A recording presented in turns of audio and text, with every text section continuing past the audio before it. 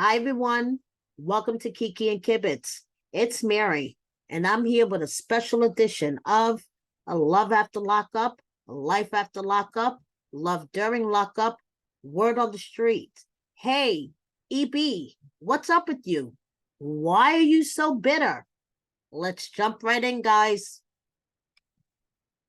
So, last season of Love During Lockup, we were introduced to Britney and Kerok, and their journey is continuing on this season of Love After Lockup. So, they recently went out on a date night, and Britney recently went live on the gram. She's doing nails. Check her out. She can multitask, go live, and do nails at the same time. Britney has been hanging out with her friend Shayla, making money moves, and she recently expressed her condolences when Ashante passed away and wanted to remind all of us that life is short and to live a straight and narrow life because you never know what can happen next. So, as we all learned, Britney and Kerok met in prison, and Britney was a baby when she went to jail. Okay? Now, I interviewed Britney about a month ago, and I asked her, what made you decide to put your love journey with Kerok out there? Listen to what she had to say, okay?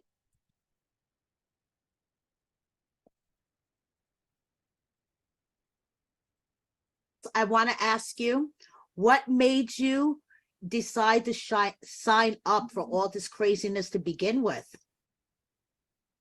So the reason why I actually signed up for the Love After Lockup was when me and Kira were in Charlotte, we were actually separated. He took from the same building that we were in, and they put him in another building. So we used to have to write letters to each other, and we used to call them Skype. And so he rapped, and he wrote me a little rap, and pretty much a little snippet of it is just it was this little song, and it said, "She's even pretty when she's sleeping on that mat. Love after lockup. Can you picture that?" A lot of couples, at least in the prison that we were in, did not make it out of there. You know, like it's just kind of like this is the experience while you're here, and when you go home and you live your life. But we didn't see it like that. So, thank God we were able to get through this, and we're working every day on being better people and being good for each other. And that's kind of just what made me sign up is that little rap. I came home and I ended up seeing 2 episodes a day, and I was like, oh, why not? I didn't really talk to him about it. I just did it, and I ended up getting a response back, and we were ecstatic to be able to share our story with everybody. So there you go. It was a little rap in a letter that Kerok wrote to her while they were separated in prison that happened to have the line, Love After Lockup. Britney came home, started binge watching Love After Lockup like we all do. And before you know it, she decided to write an email. She got a response back, and we are watching their journey. But did you know that Britney's journey started off when she was a 17-year-old runaway? And that started her off on her bad path that led her to prison.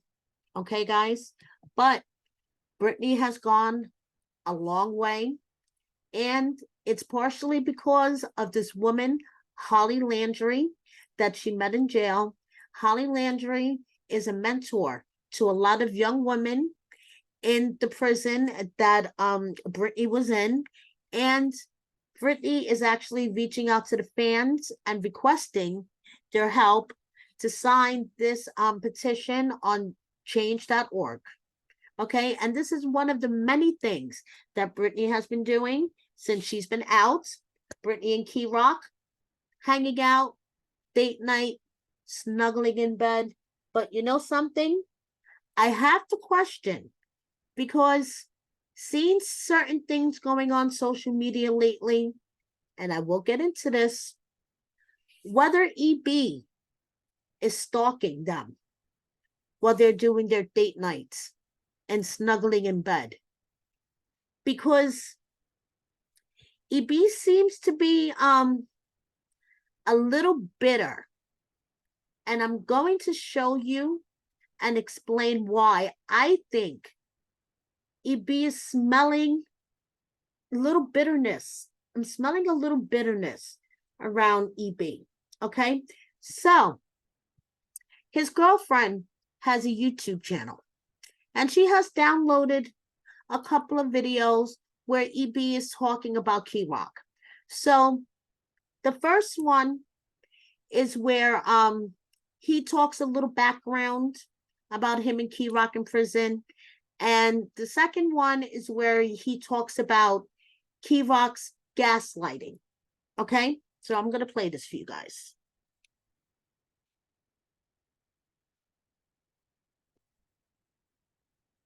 So this is background between how EB and Kerok met in prison. Apparently, Kerok is a boxer. Okay, check this out.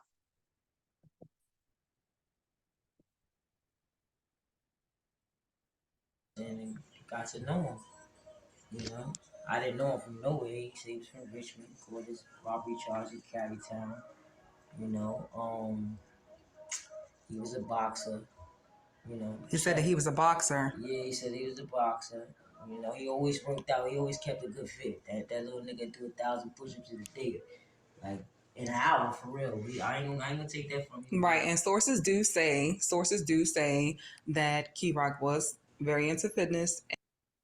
The other voice you hear is his girlfriend, EB's girlfriend.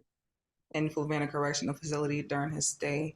So yeah, he very much do give credit where it's due. So yeah, I definitely wasn't. That nigga tried to keep me into, working out, but we became friends on a different level, you know. He told me stories, I grew up. We was as a friend, you know what I'm saying? Okay, so this is EB explaining background into his friendship with Kerok. Now we have EB touching base on Kerok's gaslighting in prison. Okay. Shout out to Garcia, yes. The only person who put it right on their podcast was JB Says What. The gaslighting part, yes. I never knew that, because I believed everything he was telling me as a friend was the truth. Boxing and everything until Garcia made him bow down on one knee. You said made him bow down on one knee. Yeah, he gave him his first upset. He'd been chasing him for dear life. So, they fought in Flavanna. Yeah, they fought. And that was a moment of truth for me, but I still didn't see it. Because, I wondered, like, look, man, that man is afraid of you.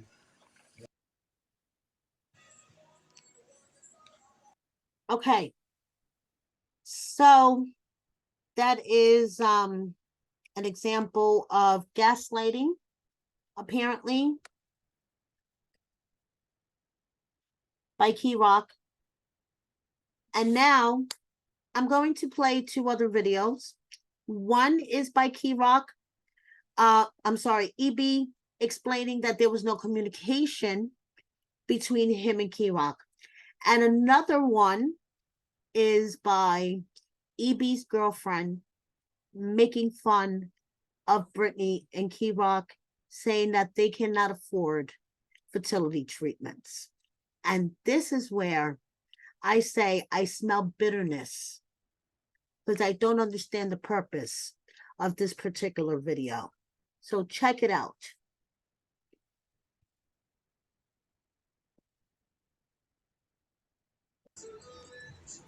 Yeah, and it totally went south. And I was, disappointed because I opted against my better judgment. And here it is. This is my family You know what I'm saying? And I would have never sent you to, seal a deal with my family if I thought that, you know, I was gonna put you in harm's way. You know what I'm saying? So I informed him, what could I have told you or, your family if this would have went south. So from then on, I just, let them know that my business and, our friendship was, taking a different course. And I've totally blocked And you him. didn't speak to him after that. Nah. It was like a kind of like a standstill. It was a standstill. I blocked him and I blocked, Britney. Yeah, Britney and him had the same number. You know what I'm Right. saying? So I blocked him. Because he was speaking to you through her sometimes. Yeah. And so apparently he blocked Kerok and Britney, so he had no communication. So now this is the video that his girlfriend decided to post, making fun of Britney and Kerok. Let's talk about these eggs. Yeah. Y'all heard me, eggs. That supposedly Britney is supposed to be Rock's eggs, right? But you, Britney, you was living in Key Rock's mother house with like two or three other people in this rundown ass house right up the block, round the way. They didn't even want to record Love After Lockup. When they showed up on the scene in front of that house, they didn't even want to record there. So they chose a random house to record in front of. And the dude came outside like, what's going on? Embarrassing. So what eggs? Oh, the eggs from the grocery store. You must gonna sit on them until they hatch and have. Okay, I just want to dispute something that she's saying for a moment. I highly doubt the production crew of Love After Lockup filmed in front of some random person's house without their permission, without having them sign a waiver, without having them sign a ton of forms. Trust me, I know. Just saying. Little Key Rockatosaurus babies. I'm just done, y'all. Y'all can't afford no eggs. Let's talk about. She thinks she's funny. I don't find her jokes very funny. So she says that they lived up the block around the way. Yes, we know, as social media, the tweets say, EB was Key Rock's brother's keeper while he was in jail, stalking Britney, making sure that Britney was doing the right thing. If she was 5 minutes late for school, EB made sure that Key Rock knew. Okay. But on the other hand, I just want to point something out. Love After Lockup is known for embarrassing the fuck out of their cast members. If there is a pile of dirt in the corner, they will focus on it. If your house is a mess, producers will make sure that the viewers know that your house is a mess. So I highly doubt what this young lady is saying, that Love After Lockup didn't want to film in this quote rundown house. We remember seeing Britney setting up a new bed, trying to make the room look nice. I'm sure that these people are not rolling in the dough, but they're doing the best they can, like most of us are. There is nothing wrong with not having a lot of money. Hey, I'm not rolling in the dough myself, but Britney and Kerok are doing the best they can. From what I can see, Britney's working and she's doing the best she can. So what it just sounds like to me is, as they say on Twitter, it looks like somebody is working overtime to be a main cast member. Just saying. Thank you so much for watching me, guys. Please subscribe if you don't already. Please hit that like button. Check wordonthestreetreality.com for all the tea you need. And share my video with a friend or 10. Thank you so much for all the support. See you next time. Bye.